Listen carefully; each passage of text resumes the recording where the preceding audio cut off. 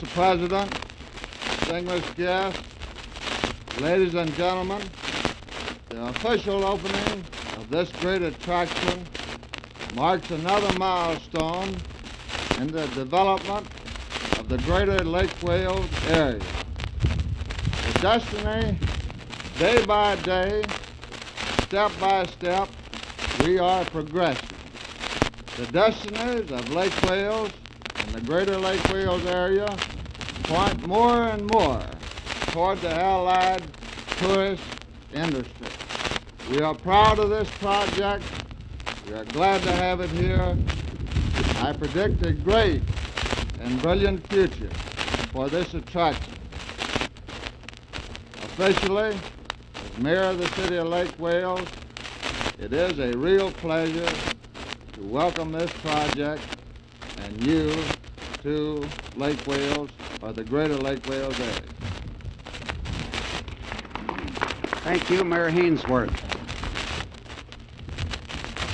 We thought for some time that we would have the presence today of the Italian ambassador to the United States. Just yesterday, or the day before, we received a letter from him regretting. And I would like at this time to have our secretary, Mr. Harold McKenzie, read this letter from Alberto Tarquinini.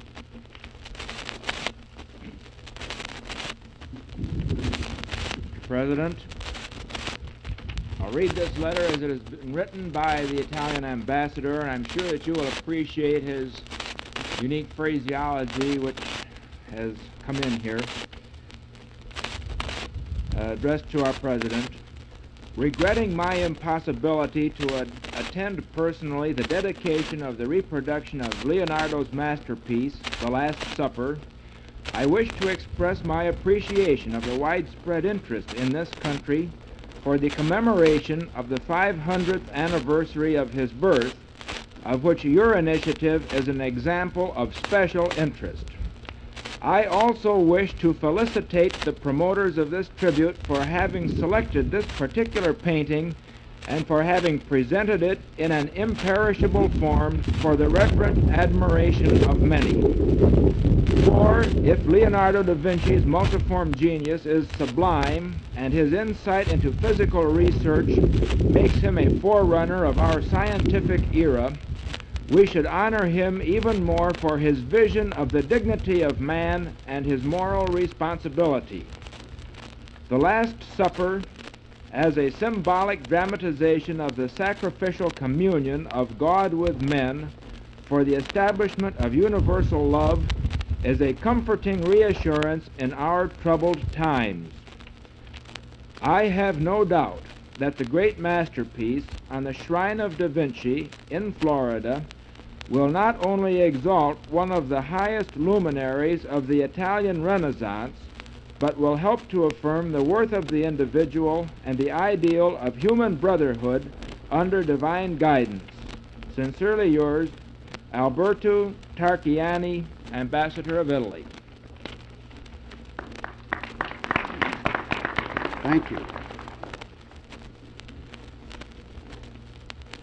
I now have the pleasure of introducing to you, again, he is known to many of you, but some he is not known. We are happy to have with us today Dr. Samuel Higginbottom. If I remember correctly, Who's Who devotes several lines to Dr. Higginbottom, but he modestly refers to himself as Sam Higginbottom, farmer. Such modesty should be accepted, but I think you should know that he spent more than 40 years fighting famine in India. He founded Allahabad Agricultural Institute and was a teacher at Christian College in India. He is, in fact, President Emeritus of these two important seats of learning. Here in Imperial Polk County, he is president of the Christian Service Training Center. It gives me great pleasure to introduce to you Dr. Higginbottom.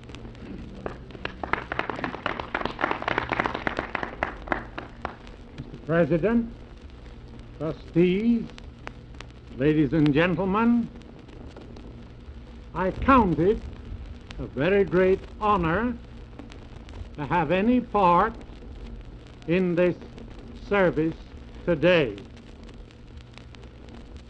I am humiliated because of my inadequacy to deal with so great a person as Leonardo da Vinci, one of the great figures, not of the Italian Renaissance only, but of all time. Today, we are celebrating the 500th anniversary of his birth. Very few people born into this world that are remembered 500 years after it. And I think it is safe to say, perfectly true statement, that he stands higher today than he's ever stood before. Men have striven as he strove. They understand more the difficulties that he had to contend with. And the more they learn about him, and the more they study him, the greater their respect grows. In my life, I have attended some rather important functions of one sort or another. But I question whether I have ever attended one of greater significance than this quiet, brief service here today. Because I think that we are leaving something here today that will be an imperishable memory, that the generations will come. Lots of these things may crumble, but I think this great masterpiece will go on. Leonardo da Vinci was born just as the world was emerging. After the barbarians had conquered and destroyed Rome, the world suffered eclipse, which we know as the Dark Ages. Aristotle and the other great Greek philosophers were rediscovered, and it is fortunate that Leonardo da Vinci was born at that area.